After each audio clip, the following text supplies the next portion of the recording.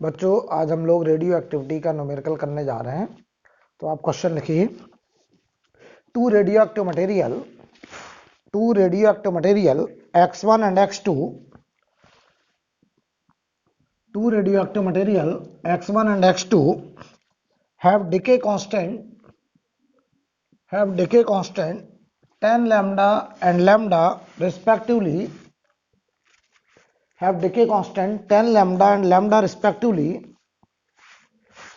full stop वाला लिखिए। if initially they have same number of nuclei,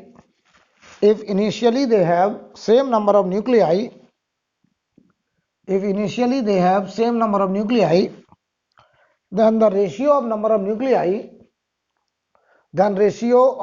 nuclei of x1 to that of x2 will be 1 upon e after a time, तो हमें वो time बताना है कि कितने टाइम के बाद उनके नंबर ऑफ न्यूक्लियाई का रेशियो 1/e देखा जाएगा। राइट, मैं फिर से सवाल रिपीट कर रहा हूं।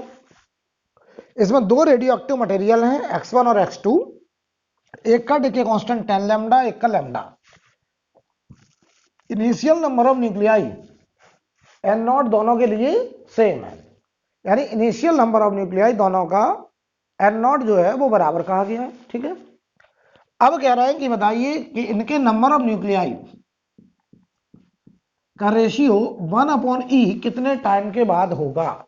तो चलिए देखिए जरा, अगर हम x1 के लिए लिखें n1 बराबर initial n0 e power -10 lambda T.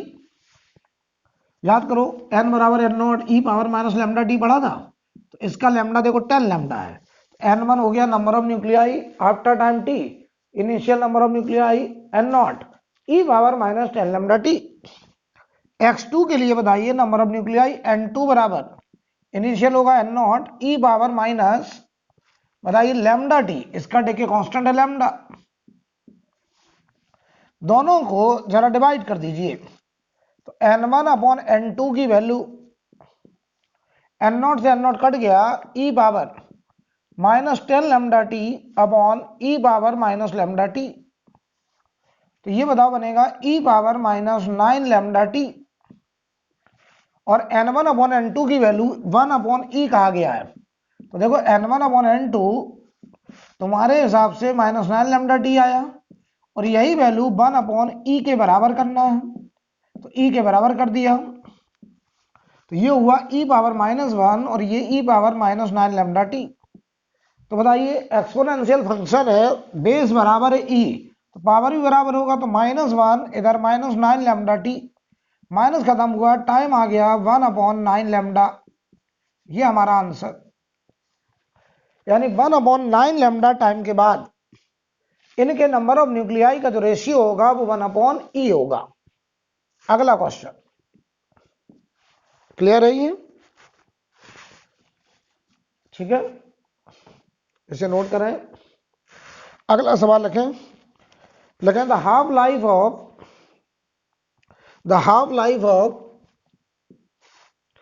Life of astatine 215, ये एस्टाटिन है। Half life of astatine 215 is 100 microsecond.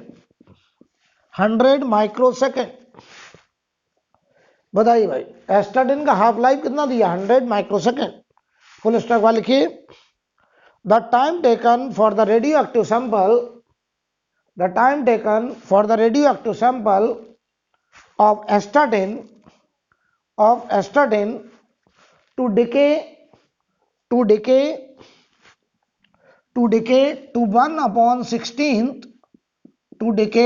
to 1/16 of its initial value, to decay to 1/16 of its initial value, 1/16 of its initial value if to decay 1/16 of its initial value is हमें बताना है कि बताओ कितना time लगेगा जब वो अपने इनिशियल का 1/16 डिके कर जाएगा। डिके टू 1/16 यानी 1/16 तक डिके कर जाएगा, यानी बचा कितना है n0/16, राइट। तो बहुत बढ़िया सवाल पढ़ लीजिए कि हाफ लाइफ एस्टाटिन का 100 माइक्रोसेकंड है और कह रहे हैं कि वो उसका नंबर ऑफ न्यूक्लियाई इनिशियल का 1/16 तक डिके होने में कितना समय लगेगा। तो बताओ हम ऐसे लिखेंगे n बराबर, याद करो मैंने पढ़ा था n0 1/2 की पावर n, 1/2 की पावर n, जहां पर ये जो n है small n, that is the number of half lives, number of half lives. कभी भी सवाल में नंबर ऑफ न्यूक्लियाई हाफ होना, 1/4 होना, 1/8 होना, यानी 2 की पावर में आना, तो हमेशा यही रिजल्ट इस्तेमाल करिए। तो यहां से ये पता चल जाएगा कि कितने नंबर ऑफ हाफ लाइफ लगेंगे। तो बताइए भाई, ये हुआ n0/16, ये हुआ n0 और ये हुआ 1/2 की पावर n।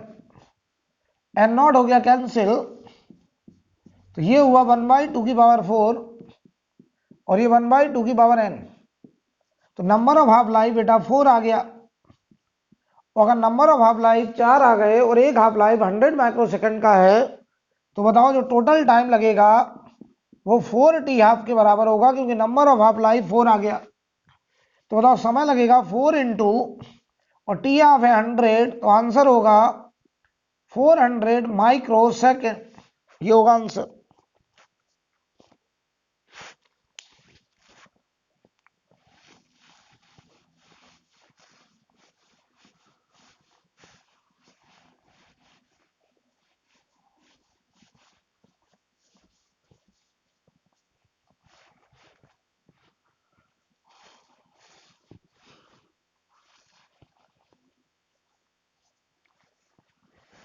ठीक है, अगला क्वेश्चन लिखें, अगला सवाल लिखें। After 280 days, after 280 days 280, after 280 days the radio active, ऐसे लिखा था, after 280 days the activity of A radio active sample, the activity of A radio active sample is, radioactive sample is 6000 dps, dps मतलब disintegration पर second. मैं repeat कर रहा हूं, after 280 days the activity of A radioactive sample is 6000 dps। Full stop वाला लिखिए, the activity reduces to 3000 dps, activity reduces to 3000 dps after another 140 days, after another 140 days, after another 140 days, then find initial activity of sample, then find initial activity of sample।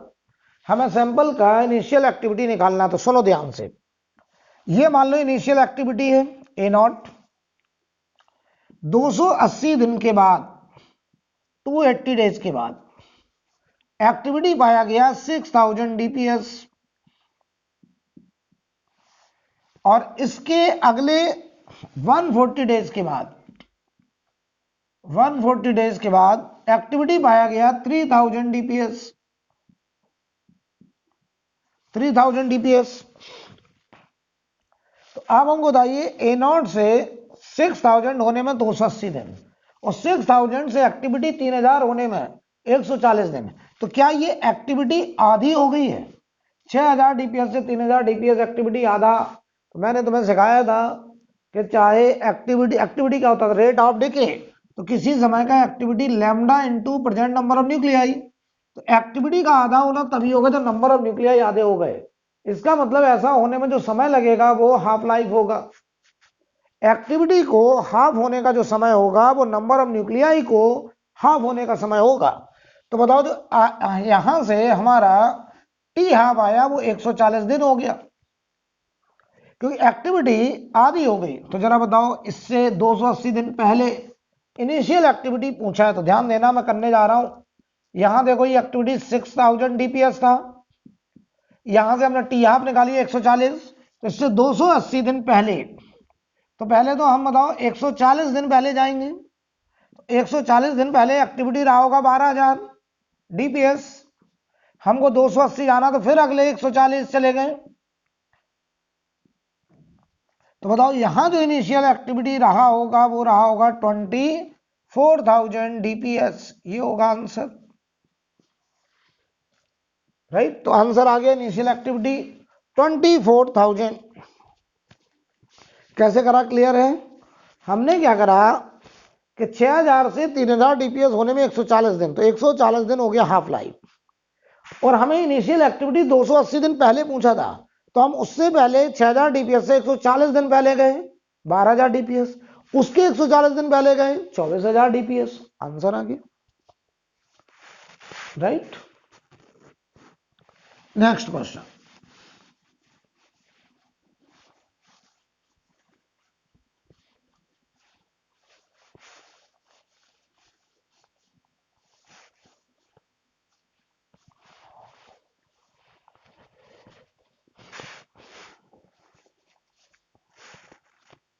Question है उसमें कहा जा रहा है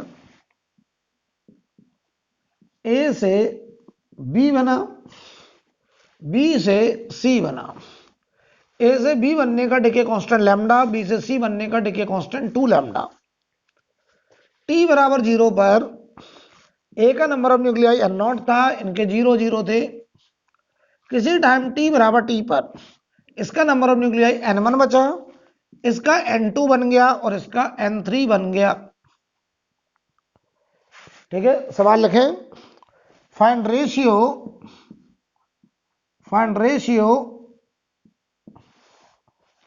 of n1 to n2, find ratio n1 to n2 when n2 is maximum, when n2 is maximum। n1 से n2 का ratio बताना है जब n2 क्या हो जाए, मैक्सिमम। तो याद करो ये n2, ये n2 एलिमेंट जो इंटरमीडिएट है डॉटर न्यूक्लियाई, ये पेरेंट, ये डॉटर, ये ग्रैंड डॉटर, मैंने पढ़ाया था पिछली क्लास में। तो ये बताओ number of nuclei n2 maximum कब होगा, तो पहले ये समझिए जरा n2 मैक्सिमम की कंडीशन कि बताइए जरा, rate of decay of A is equal to rate of decay of B, rate of decay of B. जब ए का रेट ऑफ डिके और बी का रेट ऑफ डिके बराबर होगा, यानी ए से बी बनना और बी से सी बनने का रेट बराबर, तभी तो बी बताओ मैक्सिमम होगा। तो ए से बी बनने का जो रेट होगा बताओ वो यहाँ का decay constant lambda into present number of nuclei n1 के बराबर, और बी का जो रेट ऑफ डिके होगा वो यहाँ का डिके कांस्टेंट 2 लैम्डा और present number of nuclei n2। तो उस समय जो n1 बाई n2 होगा वो 2 लैम्डा अपॉन लैम्डा, आंसर होगा 2, राइट। कोई problem?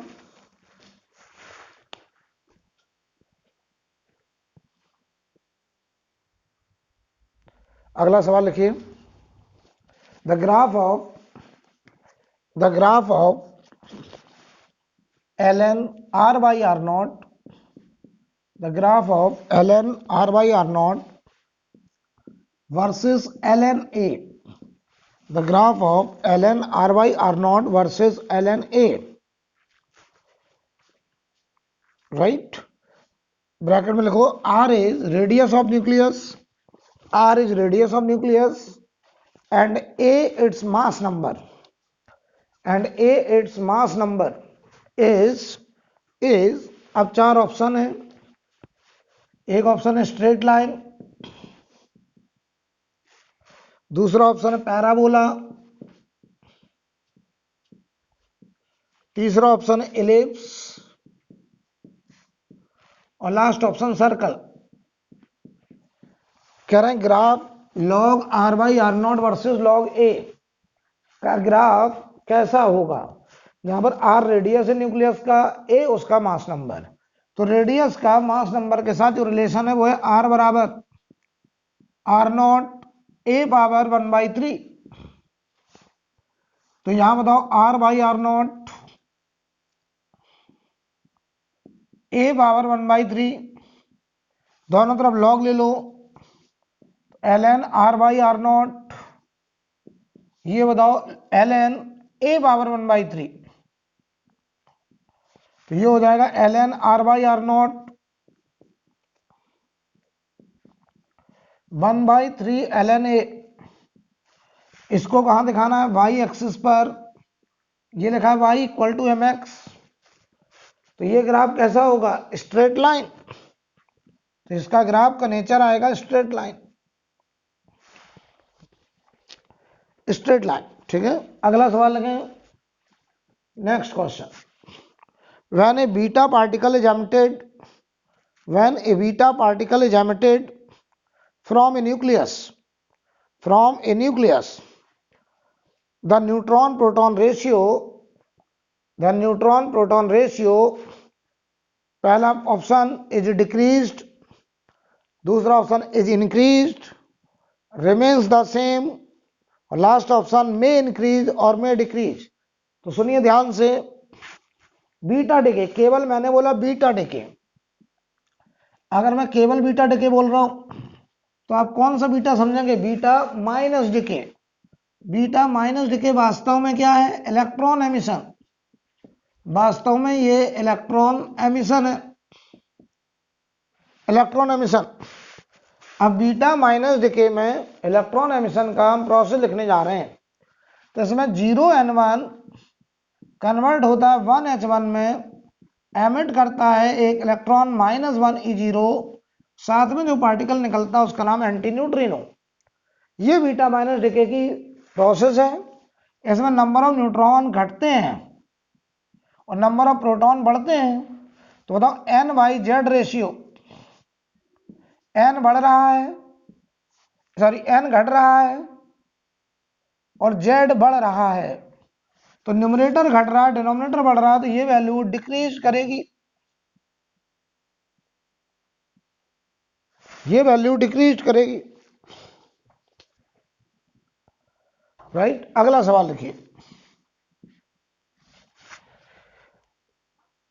Next question, the activity of a sample, activity of a sample reduces from a naught to a naught by root 3, reduces from a naught to a naught by root 3 in 1 hour, in 1 hour। Activity A not से ए not by root 3 हो गई कितने time में? 1 घंटे में। Then activity, then activity, then activity after 3 hour more will be, then activity after 3 hour more will be। कह रहा 3 और घंटे के बाद एक्टिविटी क्या होगी? तो सुनो बेटा अच्छे से, ए नॉट से ए नॉट बाई रूट 3 हुई 1 घंटे में। मैंने तुम्हें सिखाया था कि रेडियो एक्टिव डिके का लॉ है कि ए नॉट से ए नॉट बाई 2 होने में जो टाइम लगेगा, फिर ए नॉट बाई 2 का फर्दर आधा होने में उतना ही टाइम लगेगा। ये तो सिखाया था। ऐसे अगर ए नॉट से, अगर ए नॉट से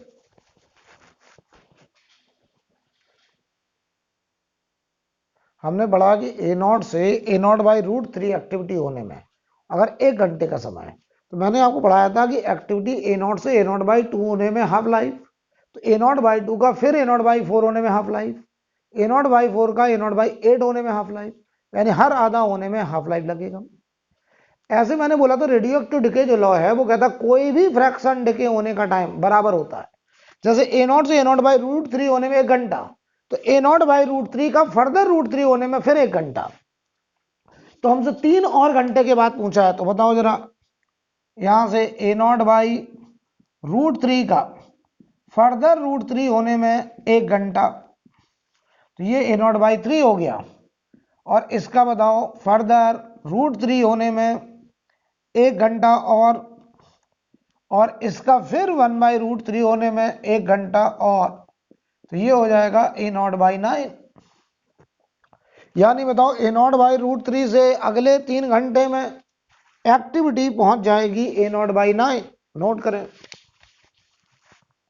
ये रेडियो एक्टिव डिके का लॉ है कि अगर A0 से A0/√3 1 घंटे में हुआ तो जो A0/√3 है उसका फिर 1/√3 होने में अगला 1 घंटा ही लगेगा।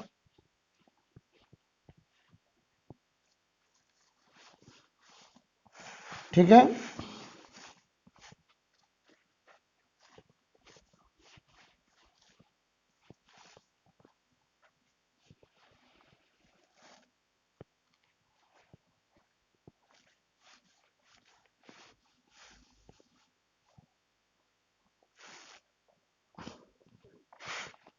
अगला सवाल लिखिए। लेकिन the number of alpha and beta particle the number of alpha and beta particle emitted the number of alpha and beta particle emitted during the radioactive decay chain starting from 88 radium 226 and ending at 82 lead 206। तो हमने मान लिया N1 alpha particle और N2 हमने electron मान लिए। तो हमसे कह रहा है कितने अल्फा और कितने बीटा पार्टिकल एमिट हुए होंगे। तो ये बीटा ही तो है, ये बीटा पार्टिकल, N2 बीटा हमने मान लिए। अब सुनना ध्यान से, पहले एक बात बताओ, जो अल्फा होता है वो वास्तव में क्या होता है 2He4 और बीटा क्या होता है -1E0। तो बताओ जो मास नंबर है वो बीटा पार्टिकल की वजह से नहीं बदलता है। मास नंबर कम कौन करेगा अल्फा। तो एक अल्फा निकलने से मास नंबर 4 कम होता है। मास नंबर कितना कम 4। तो देखो 226 से 206 है तो मास नंबर 20 कम हुआ। कितना कम हुआ 20 कम हुआ। तो बताओ मास नंबर अगर 20 कम हुआ तो बताइए एक अल्फा से 4 मास नंबर कम होता है। तो 20 मास नंबर कम करने के लिए 5 अल्फा पार्टिकल। अब आओ बीटा। तो देखो एक अल्फा निकलने से मास एटॉमिक नंबर 2 कम होता है। तो 5 अल्फा निकले तो 10 कम होना चाहिए। लेकिन बताओ यहाँ 88 से 82 आ रहा है, केवल 6 कम हो रहा, होना चाहिए था 10 कम हुआ 6, यानी 4 एटॉमिक नंबर बढ़ के आया। और 4 एटॉमिक नंबर अगर बढ़ा है तो इसका मतलब इसने एक बीटा पार्टिकल एक एटॉमिक नंबर बढ़ाता है तो 4 बीटा पार्टिकल निकले होंगे। यह आंसर होगा। तो मैं तुम्हें सजेस्ट करूंगा कभी भी ऐसा सवाल हो आप पहले मास नंबर देखिए, क्योंकि मास नंबर को घटाने बढ़ाने में बीटा पार्टिकल का कोई रोल नहीं है। आप मास नंबर देखो कितना कम हुआ तो आपने कहा 20 कम हुआ। तो एक अल्फा 4 मास नंबर कम करता है तो 5 अल्फा रहे होंगे। एक अल्फा एटॉमिक नंबर 2 कम करता है तो 5 अल्फा निकलने से 10 कम होना चाहिए। कम हो रहा है केवल बताओ 6। तो 4 एटॉमिक नंबर किसी ने बढ़ाया और एक एटॉमिक नंबर एक बीटा बढ़ाता है तो 4 एटॉमिक नंबर 4 बीटा ने बढ़ाया होगा तो 4 बीटा होगा। अब इसी को कुछ लोग इक्वेशन बना के करते रहते हैं। देखो कैसे 88 रेडियम 226 ये lead 82 lead 206 plus N1 2He4 plus N2 -1E0 ये रिएक्शन हो गई। N1 अल्फा N2 बीटा हमने मान लिया। कोई भी न्यूक्लियर रिएक्शन हो atomic number conserve, mass number conserve. चलो मास नंबर कंजर्व करते हैं। तो यहां देखो 226 बराबर 206 प्लस 4N1 उधर 0। यहां से देखो जरा 20 बराबर 4N1। N1 की वैल्यू देखो बेटा 5 आ गई, 5 अल्फा आ गए। इसको इक्वेशन बनाने लगते हैं। अब आओ जरा atomic number 88 equal to 82 plus 2N1 plus -N2 -1 into N2। N1 देखो 5 आया, रख दो, तो इसको इधर लाओ 6 बराबर 2 इंटू 5 माइनस N2, N2 आ गया देखो 4 बीटा पार्टिकल। चाहे आप इक्वेशन बना लीजिए। ये हमने लिखा मास नंबर कंजर्वेशन। तो कोई भी न्यूक्लियर रिएक्शन में मास नंबर, एटॉमिक नंबर क्या रहेगा? कंजर्व। और ये हमने बनाया atomic number conservation. Atomic number conservation.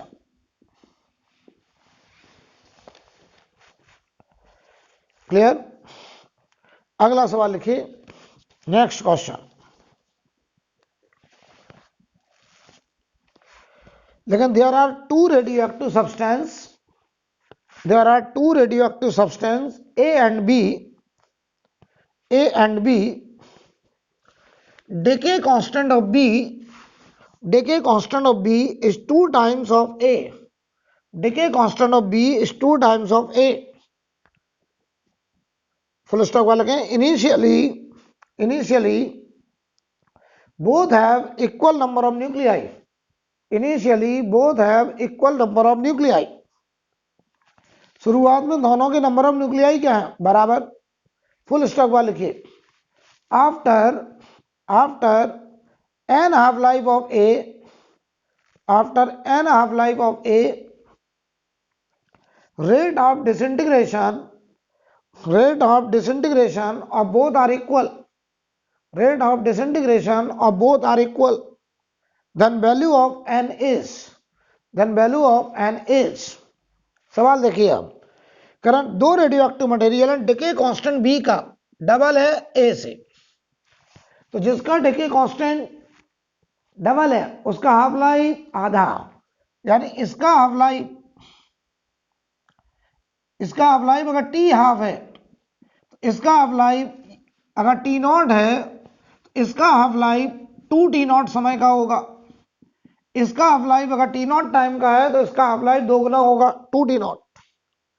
कह रहे after an half life of a, तो इसका हाफ लाइफ देखो दोगुना है, मतलब इसका हाफ लाइफ अगर 1 साल तो इसका हाफ लाइफ 2 साल, यानी ए के एक हाफ लाइफ में बी के 2 हाफ लाइफ मिलेंगे। तो अगर इसके एन हाफ लाइफ होंगे, इसके अगर एन हाफ लाइफ होंगे तो इसके 2 एन हाफ लाइफ हो जाएंगे।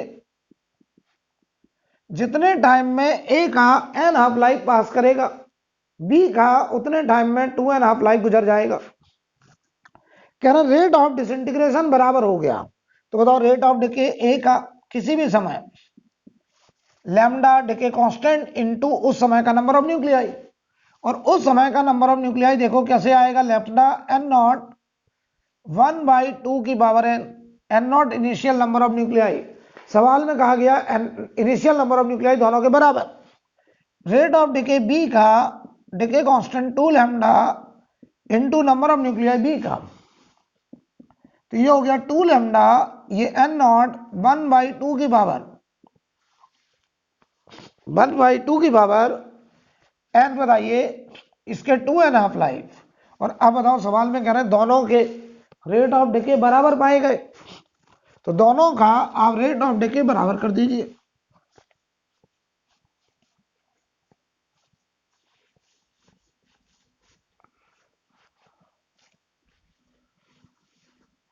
दोनों का रेट ऑफ डिके बराबर कर दीजिए। तो चलिए बराबर करते हैं, rate of decay of A is equal to rate of decay of B. यहां से देखो लैम्डा एन नॉट 1/2 की पावर एन, ये हुआ 2 लैम्डा एन नॉट 1/2 की power 2n। Lambda N naught cancel, इधर आया 1/2 की पावर n प्लस 1 1/2 की पावर 2n, तो बेस बराबर तो पावर भी बराबर। तो ये बताओ n plus 1 is equal to 2n, तो n बराबर आ गया 1 बेटा आंसर। n आ गया 1, नोट करें।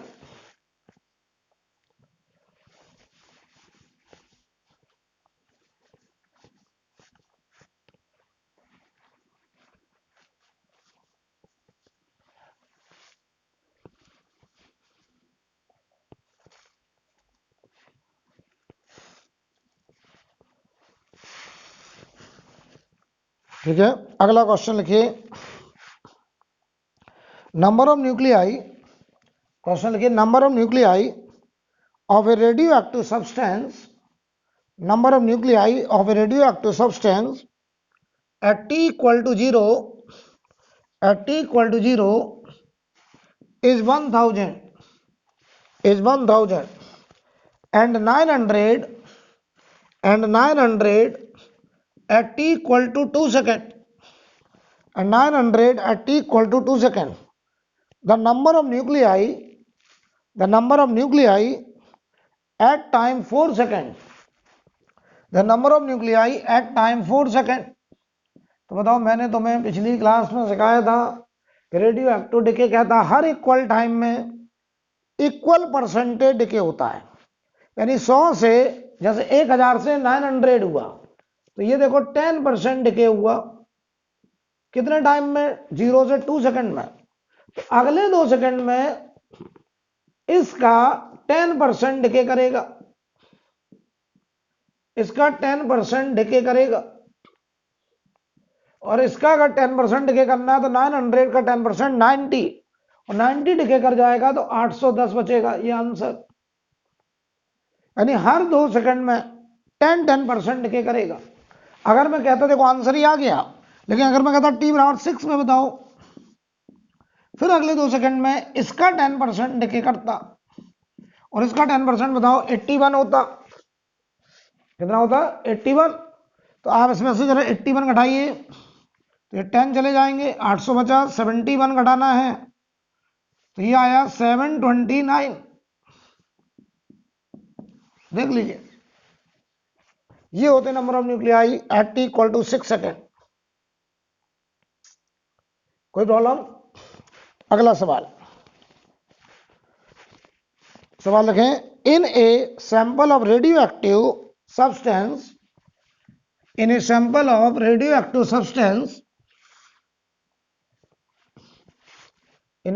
of radioactive substance, what fraction of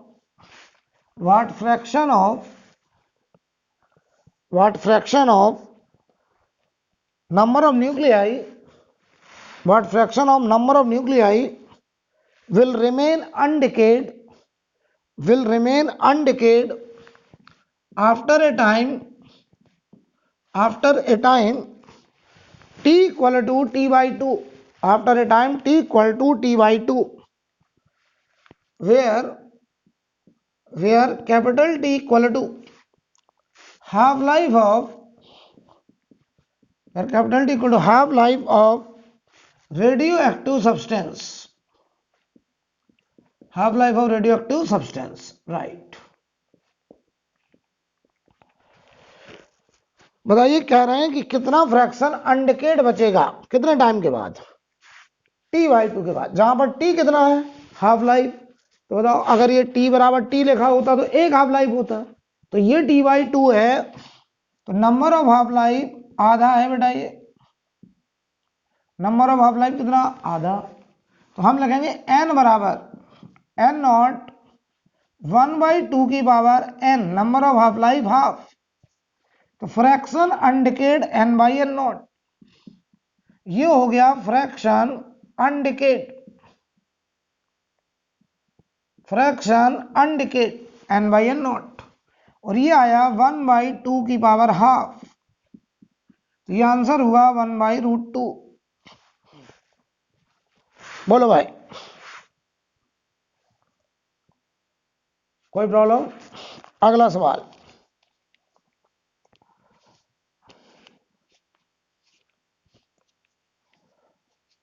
अगला क्वेश्चन लिखिए,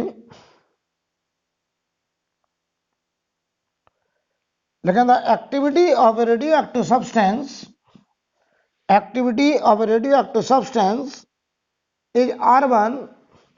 is R1 at time t1 and R2 at time t2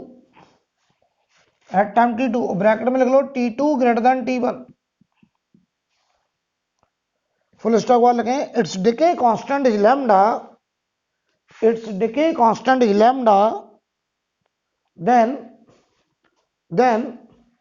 decay constant lambda, then अब चार ऑप्शन है, R1T1 बराबर R2T2, R2 बराबर R1 e power lambda T1 minus T2, R1 minus R2 T2 minus T1 बराबर constant, last option R2 बराबर R1 e power lambda T1 minus T2। ठीक है, sorry ये T2 माइनस T1। ठीक है, तो बताओ R1 एक्टिविटी T बराबर T1 पे तो हमने आपको पढ़ाया था किसी भी समय का एक्टिविटी R बराबर R0 e power minus lambda T1, तो ये R1 हो जाएगा। R2 क्या हो जाएगा, initial activity e power minus lambda T2, दोनों को डिवाइड कर दो यार, तो R2 upon R1 e power minus lambda T2 upon e power minus lambda T1, तो ये हो जाएगा e power lambda T1 minus T2, तो R2 की वैल्यू हो जाएगी R1 times e power lambda T1 minus T2, ये आंसर।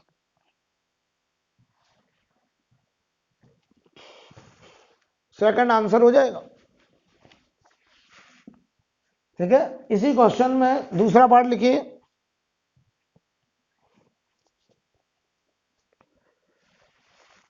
इसी क्वेश्चन में दूसरा पार्ट लिखें।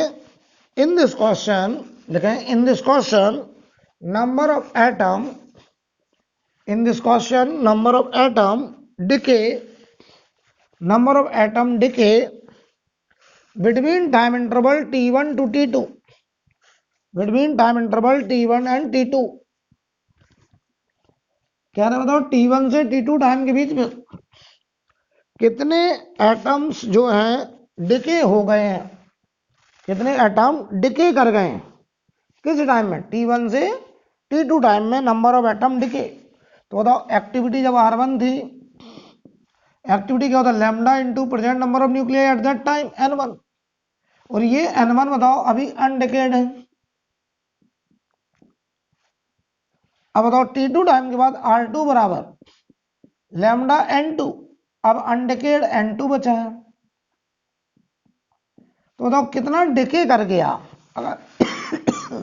अगर कहें कितना डिके कर गया, तो आपको पता है N1 माइनस N2 हमें निकालना है। N1 माइनस N2 ये है atom decay, atom decay in time T1 and T2, और ये बताओ N1 माइनस N2, N1 की वैल्यू यहां से R1 अपॉन लैम्डा और ये R2 अपॉन लैम्डा, तो आंसर आएगा R1 minus R2 upon lambda, ये आंसर हो जाएगा। राइट, कोई प्रॉब्लम? अगला सवाल लिखिए, नेक्स्ट क्वेश्चन।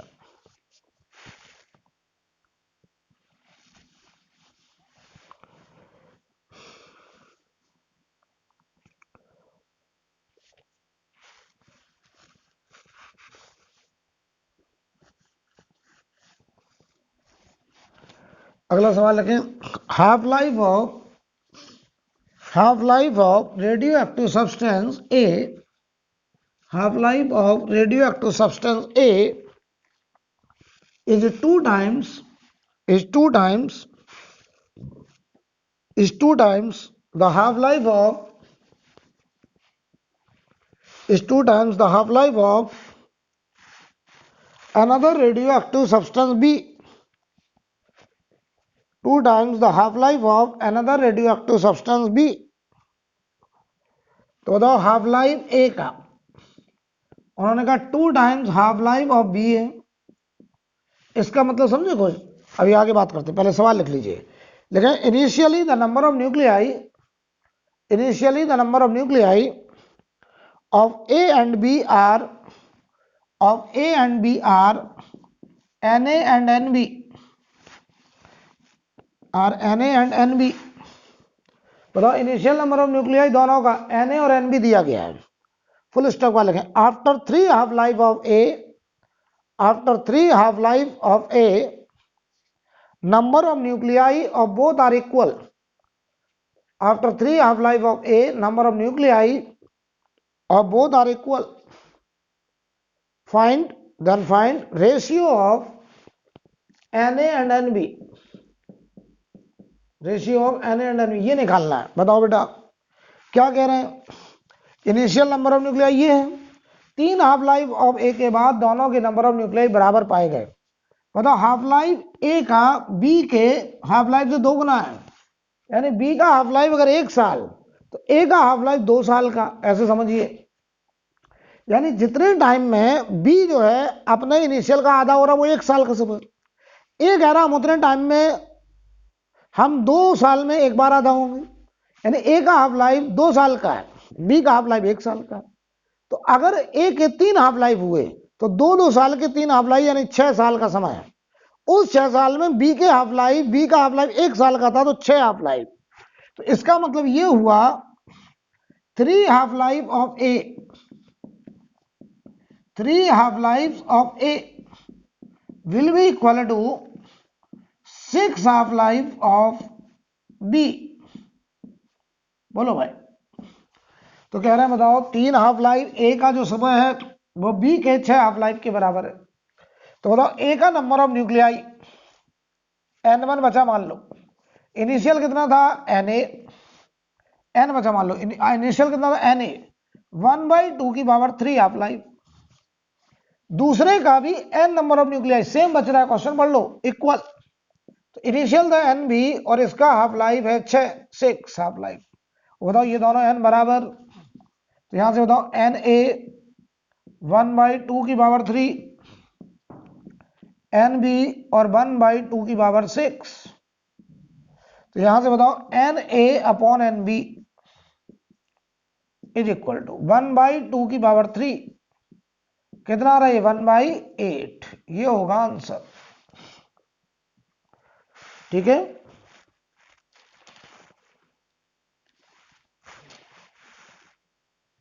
अब हम लोग इसमें आगे atomic mass unit and mass energy equivalence पढ़ेंगे और ये बातचीत हम लोग अगले लेक्चर में करेंगे। आज हमने आपको रेडियो एक्टिविटी का क्वेश्चन कराया, ठीक है बेटा।